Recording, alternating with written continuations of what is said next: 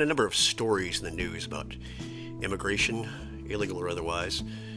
I won't go into all of them, but I would like to talk about the supposed detaining and separation of families at the border.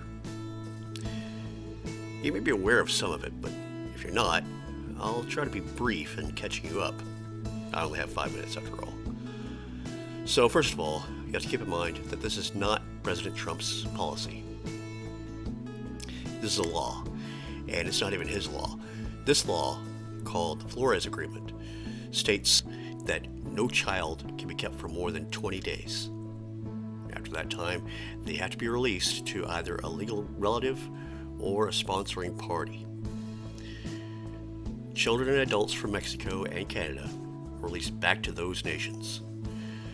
However, those from El Salvador, Guatemala, and Honduras are held over to protect them from human trafficking.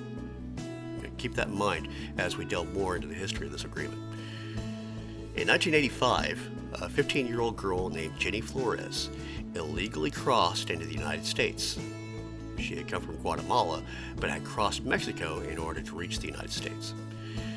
She was captured by INS and taken to a detention facility. There she was held along with a mixture of male and female adults until her trial. On July 11th of that year, the Center for Human Rights filed a lawsuit alleging detention and release policies in place at that time were in violation of children's rights under the Constitution.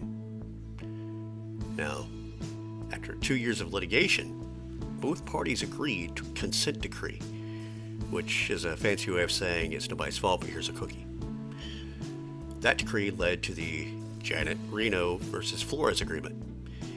In it, it spelled out the treatment and conditions of illegal immigrant children. For the most part, if an illegal is traveling with children, they're only separated if it is found that the adults traveling with them are not the actual parents. Even then, the children are kept in a less restrictive environment than the adults and are treated well.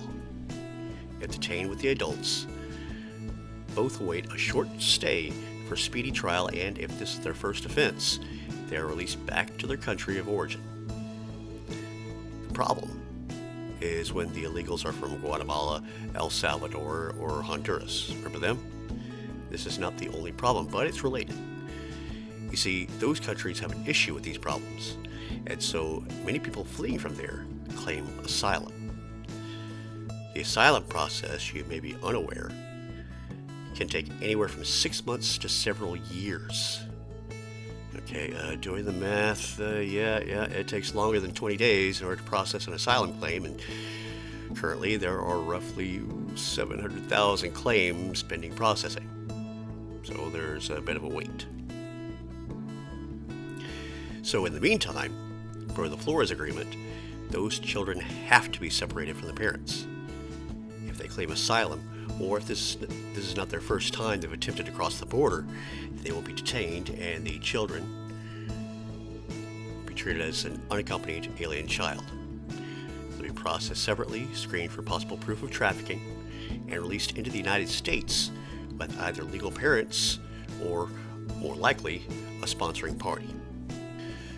So is President Trump at fault for separation of families at the border? No. He didn't bust into their homes and drag them up there. He also didn't write and implement the law that separates them. However, he did try and write an executive order to amend the law and keep families together while being processed. However, this was struck down as being against the Flores Agreement.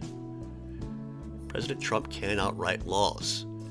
That is the job of Congress, who, as of this video, has yet to address the problem. Both sides blame the other for the delay, but there is still a delay. If you like this video, give it a thumbs up and subscribe. Then hit the notification bell so that you can be told when a video hits. And if you do think that President Trump is somehow to blame for all of this, feel free to comment. After all, this is still a free country. Take care.